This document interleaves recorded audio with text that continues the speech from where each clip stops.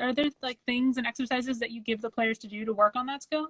Yeah, tons of stuff. I mean, number one, just kind of understanding that relationship between having the physical exertion and still, so you're taxed physically and what that does to you and how that affects your mental capacity and the way that you can do that.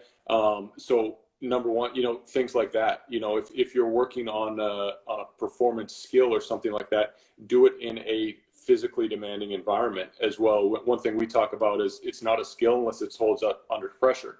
So if the only time that you're working and practicing on these things is when it's, I'm going to work on focusing when I'm sitting here and relaxed in my living room, and I'm going to, do a concentration grid, or I'm going to do a game like you're talking about where you're focusing on accomplishing a task.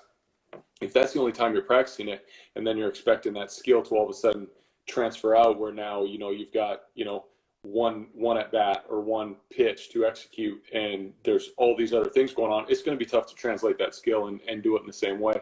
So I think trying to create a training environment that is competitive, that is physically exerting, that is doing all these different things, and then put in the mental components that are going to be necessary for you to succeed and do well is something that's really, really important. And I think that's something more people are starting to understand is, you can have, an easy practice situation where you feel pretty good about what you do, but then you might get exposed in concentration and in competition, or you can boost that level of practice, increase that the uncomfortability of it, the challenge of it, all those kind of things, and put you in a better position to perform well when the game's on the line.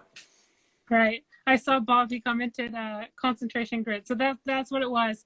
And clearly I've been exposed and I haven't done it in a while because I forgot.